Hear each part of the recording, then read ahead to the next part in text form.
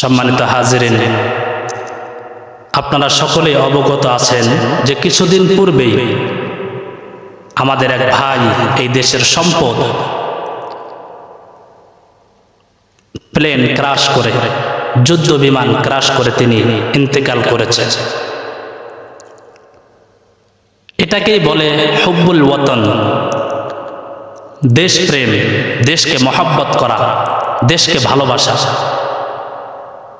সেই ভাই যখন সেই যুদ্ধ বিমান নিয়ে যখন আকাশের মধ্যে উঠেছেন, বিমানের মধ্যে আগুন লেগে গেছে, তার ভিতরে সে যদি ইচ্ছা করত তাহলে সেখান থেকে তিনি লাফ দিয়ে নিজের জীবনকে বাঁচাইতে পারত, কিন্তু দেশের মহব্বত, দেশের মানুষের প্রতি মহব্বত, দেশের ভালোবাসা তার ভিতরে থাকার কারণে সে এই কাজটা করে নাই।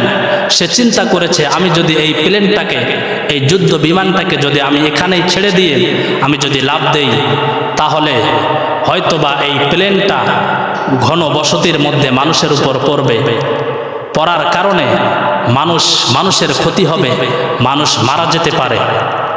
যার কারণে এই দেশের সম্পদকে বাঁচানোর জন্য, দেশের মানুষগুলিকে বাঁচানোর জন্য সে নিজের জীবন বাজি রেখে সে প্লেনকে এমন একটা জায়গার মধ্যে নিয়ে গেছে, একটা নদীর উপরে নিয়ে গেছে। নিয়ে যাওয়ার পর সে সেখান থেকে লাফ মেরেছে। সেই ভাই ইন্তেকাল করেছে। অবশ্যই আল্লাহ তাআলা যার মৃত্যু যেখানে, যার মরণ যেখানে, যার হায়াতি যেখানে শেষ হবে, যেভাবে শেষ হবে, যে জায়গার মধ্যে শেষ হবে, যে স্থানের মধ্যে শেষ হবে, সেখানেই সে মৃত্যুবরণ করবে। আল্লাহ রাব্বুল আলামিন বলেন, ইজা জাআ আজালুহুম লা ইস্তাখিরুনা সাআতাও ওয়া লা ইস্তাকদিমুন। আল্লাহ তাআলা বলেন, যার মৃত্যু যেখানে, যে সময় আমি আল্লাহ নির্ধারণ করে রেখেছি, সেই সময় সেই জায়গার মধ্যে সেখানেই হবে, এক সেকেন্ডও আগ এবং পিছ হবে না, আগে পিছে হবে না।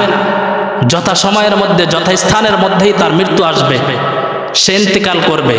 কিন্তু এই ভাইয়ের মৃত্যু ঠিকই সেই রকম ছিল, সেই জায়গার মধ্যে ছিল, সেই অবস্থাতেই ছিল, ঠিক আছে।